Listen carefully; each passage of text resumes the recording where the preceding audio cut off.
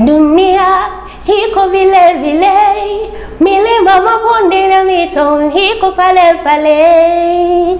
Wapenzi watazamaji na wasikilizaji wa Abagusi Global Radio, kwa majina naitwa Milly K. Kelly, na waomba mnisaidie kwa kusubscribe to my channel Milly K. Kelly. Mbarikiwe kwa sana. Hey, what's up everyone? My name's R. Alfax Nyibuto. This is Abagusi Global Radio 2021. We are here and we are going round and about. Video, photo, audio, anything it is in the media field, Abagusi Global Radio. You already see us. We are out here working all the time, 24 hours a day, 7 days a week. We're out here. Anywhere in the DFW area, Kenya, anywhere in Kenya, you call us, Abagusi Global Radio. We're here to save the day. Video, audio, photo, call us 214-489-5885.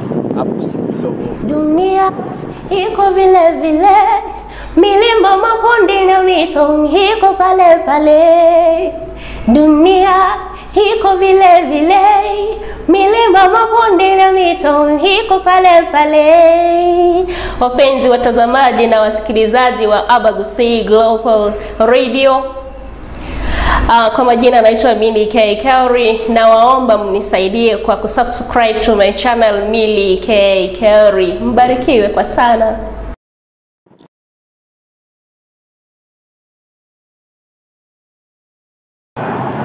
Hey, what's up everyone?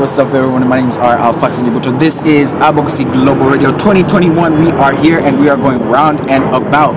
Video, photo, audio, anything it is in the media field, Abagusi Global Radio. You already see us. We are out here working all the time, 24 hours a day, 7 days a week. We're out here. Anywhere in the DFW area, Kenya, anywhere in Kenya, you call us, Abagusi Global Radio. We're here to save the day. Video, audio, photo, call us 214-489-5885. Abagusi Global. Alright, asante sana tena. Kama kawaida tumeingia kwenye meza hii. Umeona meza yetu leo imejaa magazeti.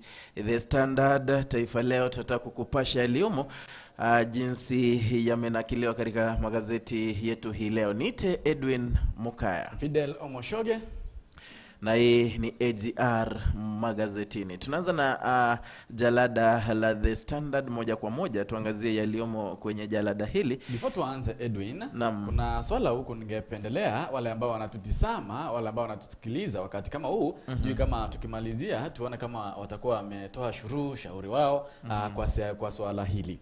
Kuna dada huko anasema kwamba yeye ameolewa na kuna pahali penye anafanya kazi. Sasa anasema yeye ana umri wa miaka 36 na ameolewa. Na sasa kwenye anafanya kazi ana uhusiano na mkubwa wake wa kazi. Na sasa imeenda mbele kwamba amepata mimba ya miezi miwili na huyo boss wake wa kazi. Na pia ana mume ambaye anafanya kazi kwa umbali kidogo. Sasa anasema afanye nini? Yaani anasema hivi, nina umri wa miaka 36 na nimeolewa. Nina uhusiano wa pembeni na bosi wangu. Na nimegundua nimepata mimba yake. Mume wangu anaishi mbali na hatujaonana kwa miezi miwili sasa. Nifanye nini? Hayo tutaangazia baadaye. Mpenzi mtazamaji ile ambaye unatusikiliza pia unatutazama, huyu dada anataka ushauri wako. Ana mimba na bosi wake ila ameolewa na bwanake anafanya kazi mbali kidogo. Sasa anataka ushauri wako. Utamshaurije? Tuma ujumbe YouTube live, Facebook live, unaweza tuma ushauri wako pale. Asante sana. Kwa hivyo bila kupoteza muda tuingie katika ukurasa wa kwanza wa gazeti la The Standard. Bado na kuangazia yaliyomo kwenye gazeti hili. Katika ukurasa wa acha nianzie wapi pale? Nianzie ukurasa wa 14. Hapo ndo tunaona kwamba kuna muungano ambao unayapia ambapo tunaona Ruto, Oparanya walikuwa wamekutana katika masaa 9 ya usiku wakizungumza. Wajua, unaelewa Oparanya, huyu ni gavana wa kaunti ya Kakamega na ni mtu wa karibu zaidi wa kiongozi wa chama cha ODM. Kwa hivyo ni kama kuna yale wanayozungumzia zaidi wa mwaka wa 2022. Vile vile katika ukurasa wa 33 tunaona kwamba Kenya, nchi ya Kenya vile vile na IMF ama International Monetary Fund bado inaendelea kuzungumziwa kwamba kuna yale yanayojiri kutokana na yale mazungumzo ya kukopa zile hela kutoka kwa IMF. Vile vile katika ukurasa gani huu? Ukurasa chaniangalia hapa, ukurasa wa 28 ndio wanasema bado Kenya inaangazia kwamba waliambia wafunge, kuna zile camp za Dadaab pamoja na Kakuma wanaziambiwa wazifunge. Tutaangazia hayo moja kwa moja. Vile vile kuna mwanadada hapa. Kuna mwanadada hapa anaitwa Irvine Kinagu. Picha yake inaonekana hapo kwenye jalada kwa umbali. Anaitwa Irvine, anasema kwamba kuna kizungumkuti pale. Alienda katika hospitali ya Mbagathi, vile vile akapata kwamba aliambiwa kwamba alikuwa na shida ya tumbo, kafanywa upasuaji. Hakuambiwa kwamba figo yake moja haipo ama hakuambiwa itatolewa, lakini sasa hivi amegundua kuwa hana figo zote. Hayo ni katika ukurasa wa kwanza wa The Standard. Pengine tuangazie Taifa Leo, tuangalie ni yapi hapo katika jalada la Taifa Leo. Naam, nikiangazia katika uzo wa gazeti hili la Taifa Leo ama front page, vile unavyoona huku kuna picha ambazo zimechapishwa. Kuna naibu rais William Samoei Ruto ambao wanasema kwamba Raila amtumia Ruto ujumbe wa muungano mwaka wa 2022. Hilo litazungumziwa matangazo ukurasa wa 3. Ukurasa wa 2 wanasema kwamba rais azindua kiwanda cha kutengeneza silaha humu nchini katika kaunti ya Kiambu. Hilo limezungumziwa ama limeangaziwa katika ukurasa wa 2. Naona kama ukurasa wa 2 pia wanasema kwamba Uhuru Ruto walivyofuta rekodi ya Kibaki. Unajua kuna ule uvumi kwamba Kibaki ndio mandie alikuwa anaongoza vyema tangu nchi ya Kenya kupata uhuru. Ukurasa wa 4 wanasema kwamba wakulima wa chai mbele wakurugenzi wakipitishwa. Hilo limeangaziwa katika ukurasa wa 4. Na kafi unaona huku kuna watu ambao wamepanga foleni kubwa wakingangania kupanda gari ama kuabiri katika vituo mbalimbali mjini Nairobi ili wasipatikane na curfew. Hilo limeangaziwa katika ukurasa huu wa 4 pia.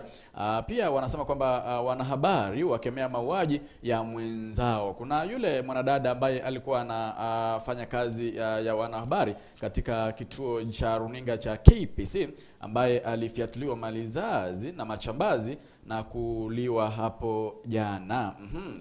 Limezungumziwa katika ukurasa wa 4. Na ukurasa wa 2 huko naona kwamba koti yasema naibu gavana wa Kilifi hana kosa. Mkumbuke naibu gavana wa Kilifi ambaye alipatikana na kosa la kusambaza virusi vya COVID-19 kwa kupenda. Hayo ndio yale ambayo yameangaziwa katika front page katika gazeti hili la Taifa Leo. Naam, asante sana. Pengine niangalie ukurasa wa 2 wa The Standard ambapo hapa tunaona picha moja ambayo ni picha inazungumza mengi. Ni picha moja inazungumza mengi. Tunamwona pale aliyekuwa anaitwa Kenneth Matiba. Tunamwona aliyekuwa rais wa nchi ya Kenya ambaye ni Daniel Arap Moi. Vile vile tunamwona kijana mdogo sana, ni mdogo kwa wakati huo, ambaye ni Amos Wako akiwa katika shule ya Alliance. Hapo alikuwa anapewa zawadi. Nikumbushe hapo ilikuwa ni mwaka wa 1965 tarehe 15 Novemba ambapo Amos Wako akiwa mwanafunzi katika shule ya Alliance alikuwa anatunukiwa zawadi. Picha hiyo ukiangalia kwa umbali inaonyesha ule umoja ambapo katika siasa huwezi dhamiria kwamba hawa wawili ambaye ni Kenneth Matiba na Daniel Arap Moi wangekuja kukosana kimawazo. Kwa hivyo picha hiyo wakati ama huu wakati Daniel Arap Moi alikuanga waziri wa Home Affairs, vile vile Kenneth Matiba huo wakati wa 1965 alikuwa ni Permanent Secretary for Industry. Hao wote walikuwa ni marafiki wa karibu. Hayo yalienda, akaenda rais nani huyo, rais aliyekuwa wa pili Daniel Arap Moi akawa rais, Kenneth Matiba hivyo wakawa marafiki wa karibu mpaka mwaka wa 1992 ambapo kulikuwa kidogo na tofauti kati ya wanasiasa katika nchi ya Kenya, ambapo tuliona kwamba watu walikuwa wanadai kwamba kuwe na multi party politics ndani ya Kenya. Hapa ndo kulikuwa na shida kidogo. Hapo huyo Amos Wako akawa Attorney General akapointiwa akawa mwanasheria mkuu au kipenda Attorney General.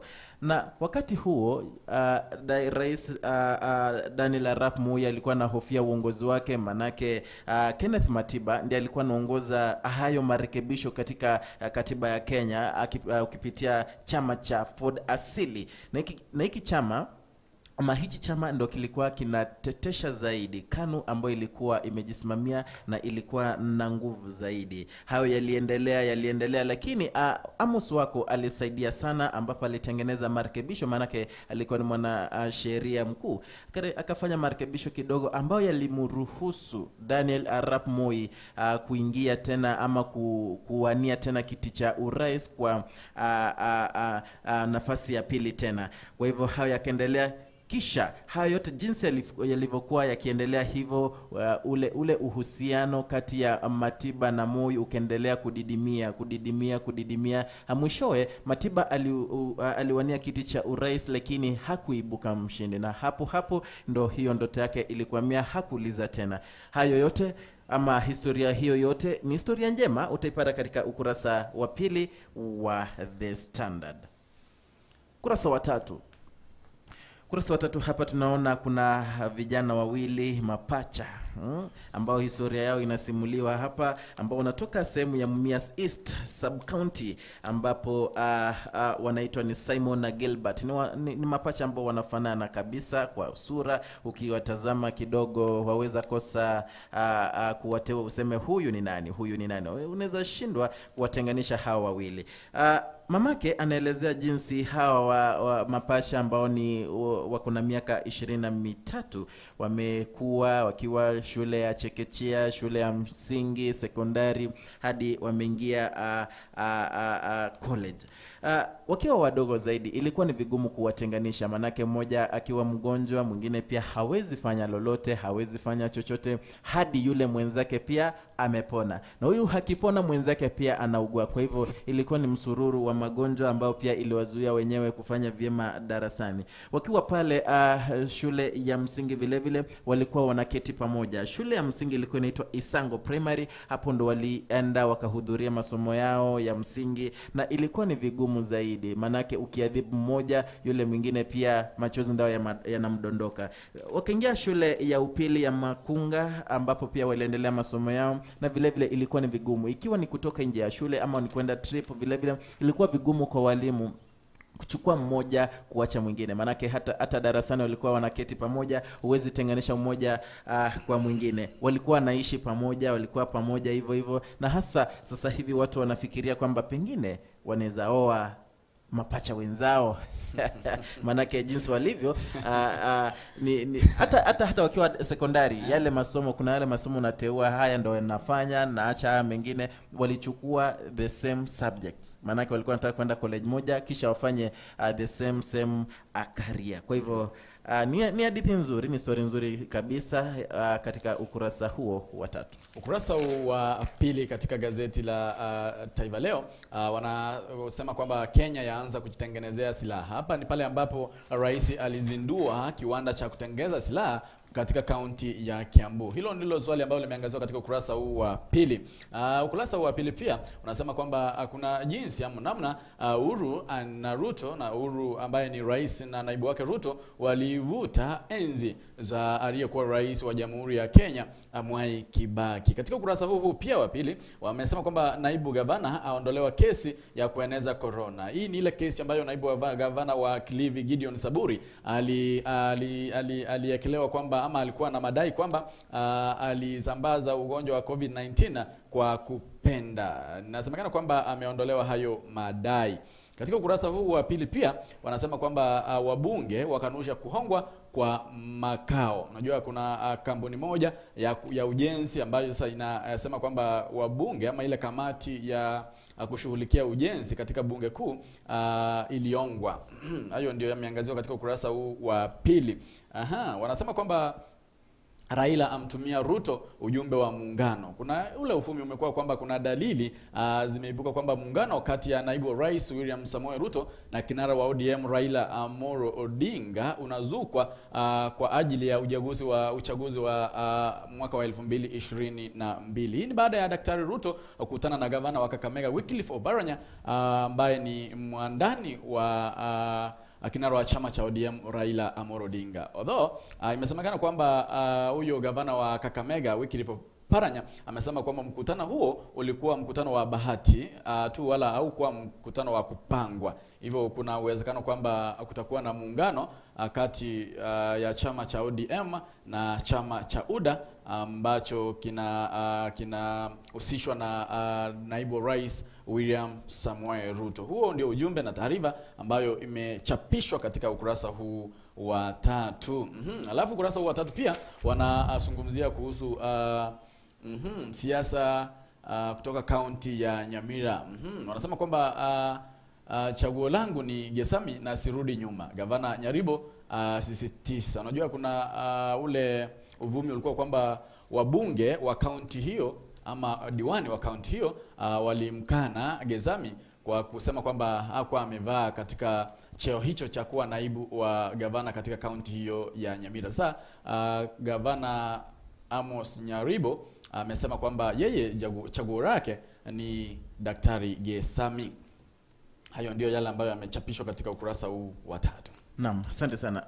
Nataka tuende hadi ukurasa wa 6, manake ukurasa wa 4 na 5 hauwezi kutufaidi sasa hivi. Naam, ukurasa wa 6 hapa tunaangalia historia ama niseme ni hadithi ya kusikitisha zaidi ya msichana mmoja ambaye anaitwa Ivan Kinagu ambaye ana miaka 22. Papa hapa ndo tunaangazia hospitali moja inaitwa Mbagathi. Mbagathi tumeangazia, imekuwa ikiangaziwa kwa vyombo vya habari kwa siku kadhaa zilizopita kwa njia ambazo si halali, si njia mzuri. Kwa hivyo sasa tena Mbagathi imepiga vichwa vya habari, manake msichana huyu hana jambo ambalo linamtatiza. Alikuwa mgonjwa wakati mwingine hapo awali, akapelekwa hospitali, na huu ujumbe wote anamuelezea nani? Anamuelezea kuhani, priest, manake ameshindwa afanyaje, pengine huyo kuhani anaweza msaidia kupata haki yake. Kwa hivyo msichana Ivan Kinagu ambaye ana miaka 22 alikuwa mgonjwa wakati awali hapo, muda ushapita kidogo. Alipokuwa mgonjwa ndivyo hivyo ikabidi hiyo ilikuwa mwaka wa 2019 Julai, ikabidi ameenda hospitali ya Mbagathi. Alipofika pale akaambiwa kidogo ana ugonjwa wa tumbo na kidogo ungehitaji afanyiwe upasuaji. Upasuaji ulifanywa na kisha baadaye akatolewa hospitali, lakini baadaye akaanza kuwa na shauku, manake alikuwa anahisi vibaya, tumbo, uchovu, vile vile kulikuwa na yale madhara ya baada ya upasuaji. Kwa hivyo ikabidi amerudi tena pale Mbagathi kuangaliwa jinsi alivyo, na alipopimwa ama alipofanyiwa nisemeaje, alipopimwa ilipatikana kwamba figo moja haipo, na yeye mwenyewe haelewi ilienda wapi, manake alipoenda pale hospitalini mara ya kwanza hakuambiwa alikuwa na shida ya figo.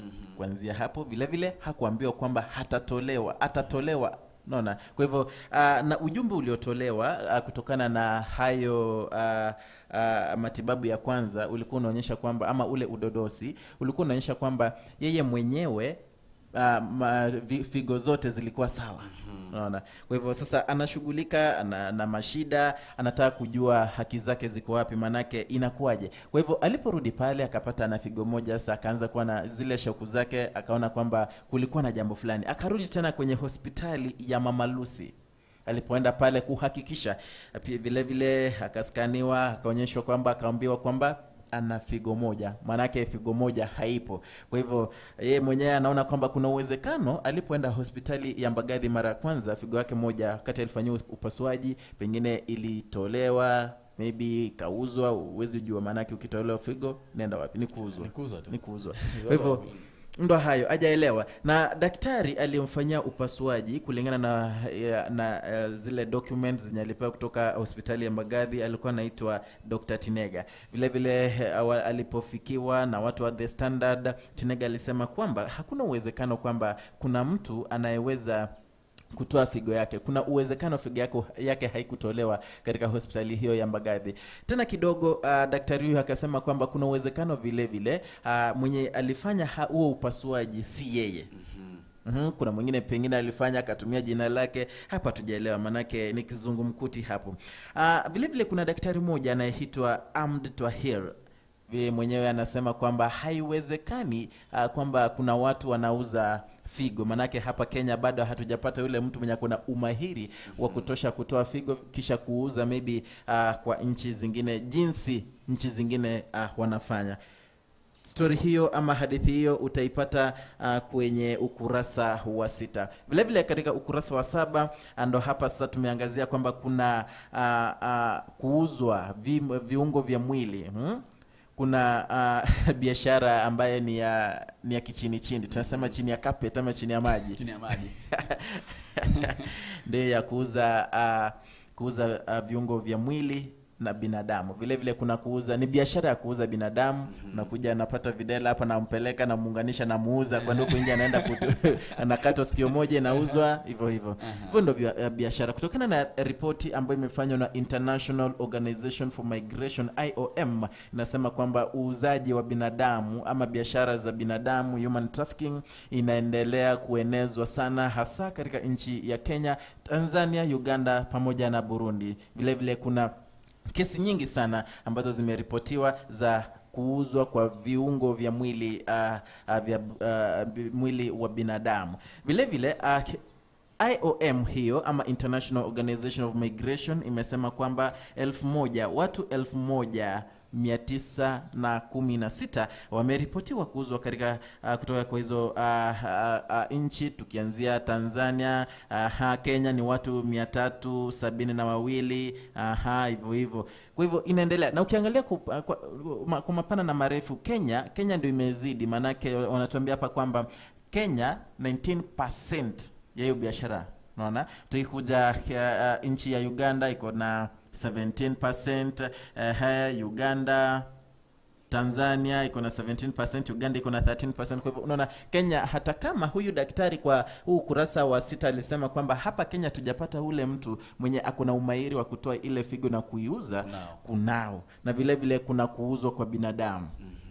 Hayo yote tutapata kwenye ukurasa wa 7 wa The Standard. Angalia hapa mwanzo. Katika ukurasa huu wa 4 naona kwamba wanasema kuna huyu mwanadada ambaye anajulikana kama Betty Barasa. Huyu ni mwanadada ambaye amekuwa akifanya kazi katika shirika la utangazaji la KBC ama Kenya Broadcasting Commission, na alikuwa amefanya kazi kama mhariri wa video katika shirika hilo la KBC, ambaye alivyatuliwa risasi 2 kwa kichwa chake alipokuwa kwenye lango la makazi yake mwendo wa saa 2:30 baada ya kumkabili mwanahabari huyo. Majambazi hao waliingia kwa nguvu kwa nyumba yake na kumfiatulia risasi 2 kwa kichwa chake baada ya kumwomba fedha, na wakapata kwamba hana hizo pesa.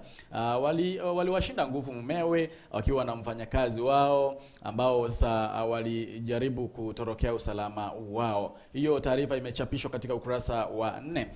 Katika ukurasa huu wa 4 wanasema kwamba viongozi wasifu wakazi wa Garissa kwa urithi wa Haji. Kumbuke kwamba Haji aliaga dunia miezi kama michache tu imepita, ambapo walimteua kijana wake ambaye anajulikana kama Mohamed Haliva. Ndio walimteua anaitwa kama Senator Abdullahil Haji baada ya kifo cha babake Yusuf Haji mapema mwaka huu. Hiyo ndio taarifa ambayo imechapishwa katika ukurasa wa 4. Katika ukurasa huu wa 4 pia wanasema kwamba utalii wa hudumu sasa walilia serikali kuu na kaunti katika kaunti ya Nairobi. huko anasema kwamba wanafunzi huvutiwa na chuo kikuu cha Nairobi badala ya kosi. Najua ndo nasikia tu Nairobi University. Anakimbia tu kwa ajili ya kinaendelea huko. Na nikumbusha wakati tulikuwa tunaingia chuo kikuu. Hata mimi mwenyewe nilikuwa na hiyo hamu ya kwenda chuo kikuu. Lakini KUSSIPS ni nani? Wakaniweka penye walitaka wenyewe. Wanasema kwamba wakurugenzi wapya sasa waidhinishwa katika upanzi wa majani chai. Alafu huko unaona wanaangazia habari kutoka kaunti mbalimbali. Kuna kaunti ya Nanyuki ambayo mwanaume mmoja ashtakiwa kwa kumuua mwanawe. Laikipia wanasema kwamba wavuvi 20 watiwa mbaroni katika kaunti ya Lamu. Wanasema kwamba madiwani katika kaunti ya Migori wamlilia bado wape rusuku ya magari. Marsabit wanasema kwamba serikali yatakiwa kuzima uhapa wa ARVs. Hilo jambo limekuwa likiangaziwa tangu juzi la ARVs. Hayo ndio yameangaziwa katika ukurasa huu wa 4 na ukurasa wa 5. Naam, katika ukurasa wa 8 hapa tunaangalia kwamba hapo jana Rais wa Jamhuri ya Kenya Uhuru Kenyatta aliweza kufungua rasmi kiwanda cha kutengeneza bunduki hapa nchini Kenya, sehemu ya Ruiru ambao iko katika kaunti ya Kiambu. Kulingana na hayo yote, kiwanda hicho kinagharimu takriban pesa taslim shilingi bilioni 4 ambacho kitakuwa kikitengeneza bunduki 12,000 kwa kila mwaka, na hii ni sehemu ya ile manifesto yake Uhuru Kenyatta aliyosema ni Big Four agenda. Big Four agenda. Vile vile katika ukurasa huo tunaona kwamba koti imeamua kusimamisha kufungwa kwa wakili wakati wa amri ya kutotoka nje ama curfew.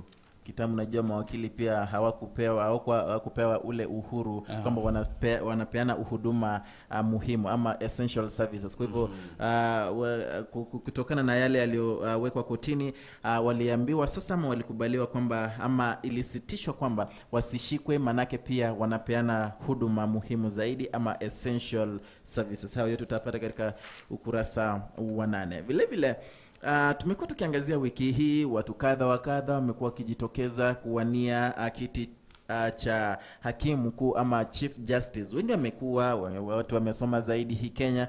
Kuna mwingine hapa ambaye anaitwa anaitwa Matthews Nduma Nderi. Vile vile amekuwa akifanya kazi kwa labor relations court judge. Alikuwa kama jaji lakini vile vile pia amejitosa uwanjani, anataka kuwania, ameonyesha ile hamu ya kuwa hakimu mkuu na kuwafanyia Wakenya kazi.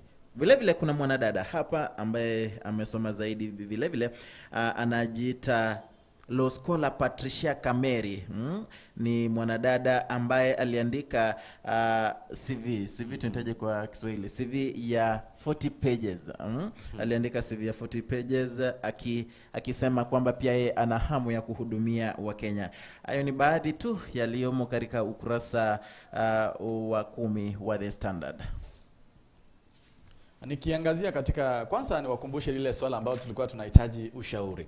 Kuna mwanadada huku mwenye alikuwa anasema kwamba yeye mimi nina umri wa miaka 36 na nimeolewa, nina uhusiano wa mapenzi ama wa pembeni na bosi wangu, na nimegundua nimepata mimba yake. Mume wangu anaishi mbali na hatujaionana naye kwa miezi 2. Nifanye nini? Huyu mwanadada ana miaka 36 na anasema kwamba kwenye anafanya kazi ana uhusiano wa kimapenzi na huyo bosi wake na ashapata mimba na huyo bosi wake, ilhali mumewe anafanya kazi mbali kidogo na hawajai kutana kwa muda wa miezi 2. Anasema afanye nini? Anataka ushauri wenu. Unaweza andika ujumbe wako hapo kwa sehemu ya YouTube, tuko live. Unaweza andika ushauri wako hapo nasi tutampasha. Nikiangazia katika ukurasa huu wa 6 ambapo wanazungumzia kuhusu habari za Afrika na dunia, wanasema kwamba Rwanda yaisuta Ufaransa kwa kunyamazia mauaji ya halaiki katika nchi ya Rwanda, ambapo wanasema kwamba kuna watu ambao waliuawa na nchi ya Ufaransa haijazungumzia swala hilo. Ukurasa huu wanasema kwamba watu 87 wauawa katika mapigano Darfur iko katika nchi ya Sudan. Wanasema kwamba Zimbabwe yavuta mitihani baada ya corona kuzidi katika njio ya Zimbabwe. Huo ni ukurasa wa 6 ambao naona ukurasa wa 7 huku wanasema kwamba sioni kama kuna hiyo taarifa, ndio bado inazungumziwa katika ukurasa huu wa 7. Sijui kama utangazia hiyo yako, na kama yangu ni kama ina wanazungumzia tu hiyo taarifa ya Afrika na dunia. Sijui kama utangazia hilo gazeti lako.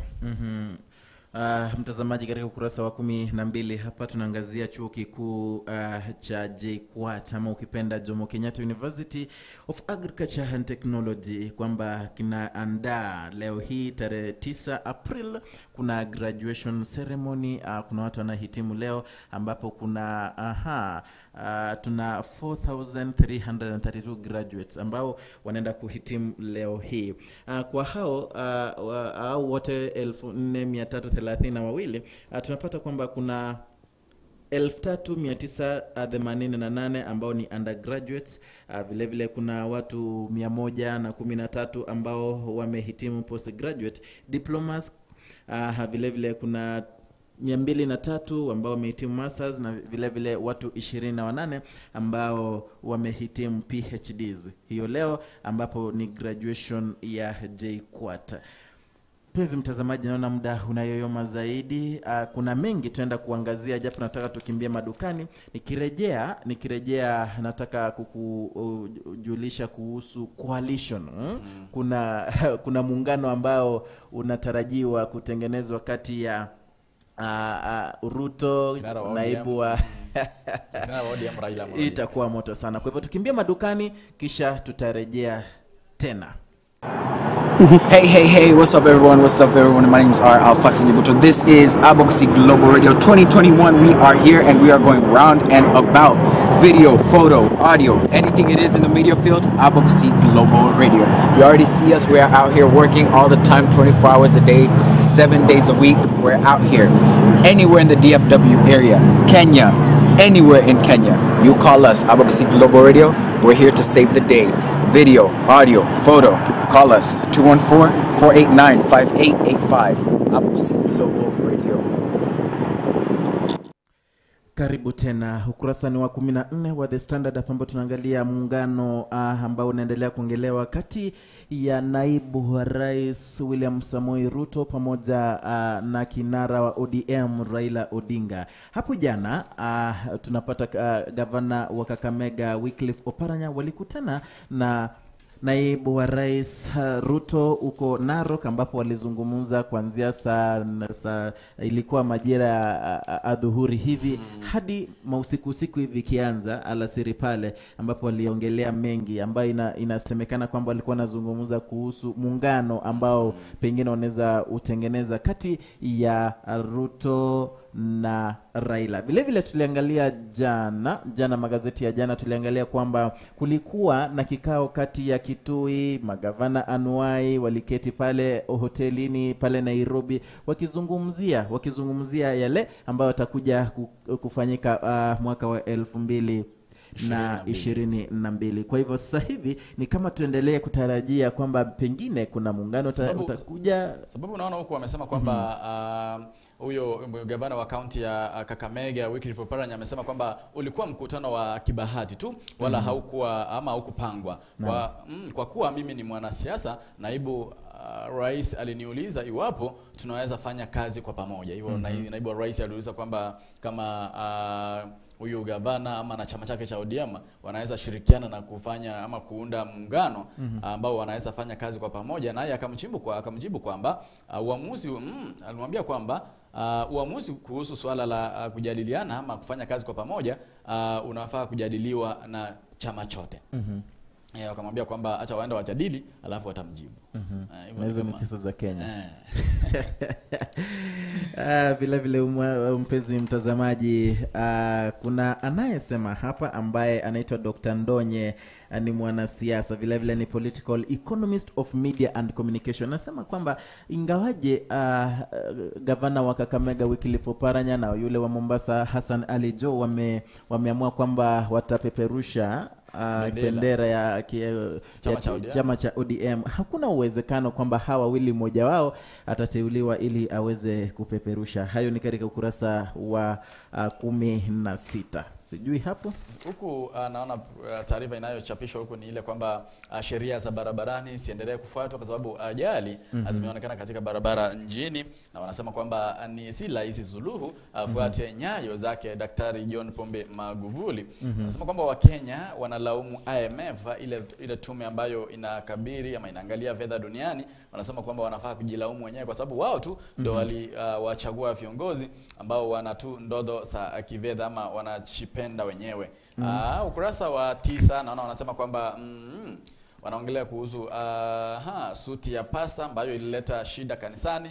Hayo ndio yameangaziwa katika suti ya pasta. Wanasema kwamba kuna mkiwa katika kanisa kuna ile mnaelewana kwamba pasta anafaa kuwa nadhifu, anafaa kuwa anavalia nguo safi. Sasa kuna baadhi ya waumini katika kanisa hili ambao linapatikana katika kaunti ya Embu, wanasema kwamba walikuwa wameelewana wachangishe pesa ili wamnunulie pasta suti. Sasa wengine wakarudi nyuma wakuchangisha na wengine wakachangisha. Wengine wakasema kwamba huo ni upendeleo, wanafaa kwamba wanachangisha pesa, wanapea watoto wa kanisa wale ambao ni mayatima, wanashare kwa wale watu ambao hajiwezi. Sasa wengine hawakuchanga hizo pesa. Sikaleta shida kanisani, wakaanza kufokeana. Maajabu haya. Mpenzi mtazamaji, nikimalizia katika Taifa Leo kuna habari hapa. Naona muda umeoma, kwa hivyo leo ukiangalia tunaenda kwa kasi zaidi manake inabidi manake saa zetu hapa katika wakati wa AJR magazetino na ni kama umekwisha. Kwa hivyo katika ukurasa wa 33 tunaangalia hapa bado mambo na IMF na serikali ya Kenya, ambapo tuna hapa kwamba kuna wale maofisa katika hazina ya Kenya ama National Treasury na vile vile Central Bank of Kenya, ambapo hapo tuko na waziri Ukur Yatan, tuko na gavana anaitwa Patrick Njoroge. Hao wakati waliambia International Monetary Fund kwamba ingawaje the manufacturers viwanda hapa nchini wanasema kwamba hakuna watu unemployment iko nyingi zaidi, hakuna kazi, wasema kwamba huo ni uongo. Pengine hii mambo na COVID-19 imeleta hivyo, lakini Kenya pengine kazi watu wamepata. Hakuna viwango vingi vya kutokuwa na kazi. Katika ukurasa huu wa 12 wanazungumzia kwamba wale watu ambao wameachana, wanasema kwamba waliambiwa wataachana, wakafikiria ni mchezo bali wameachana tu. Naona hapa Betty Chalo na Dennis Okari ndio wameangaziwa, Willis Raburu na mkewe ambaye anaitwa kama Mary Abroda, anasema kwamba Anneliza na Penpol. Hao ndio wale ambao watu waliambiwa kwamba mtaachana tu. Na wameachana tu. Najua kama hii ya Betty Chalo ndio ilikuwa imezua mtafaruku zaidi mtandaoni. Naona Betty Chalo anasema kwamba yeye sasa haoni akiolewa. Anasema kwamba haoni akiwa mke wa mtu. Anasema kwamba yeye lakini unajua Mkenya ni mtu wa kuchekesha tu sana. Manake najua nilikuwa napitia mtandao wa Facebook, naona tu kidogo tu picha ya 2015 ambapo Betty Chalo na Dennis walikuwa ile wakati walikuwa kitu kimoja. Pengine wako katika zile nguo zao za harusi, ndio mtu anaandika huko chini inauma, lakini ni kawaida wa Kenya. Hayo ndio alikuwa ameangaziwa katika gazeti hili la Taifa Leo na siku ya leo tarehe 9 mwezi ni wa 4 mwaka ni wa 2021.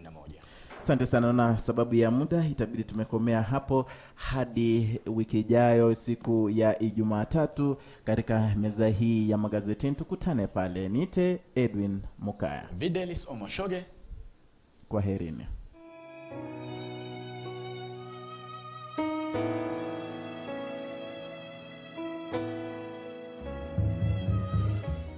Say Polly again, and to let you know that we're still continuing to pray for you and God will lift you up.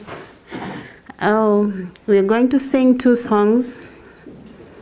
Jesus came when my heart is pained too deeply for my...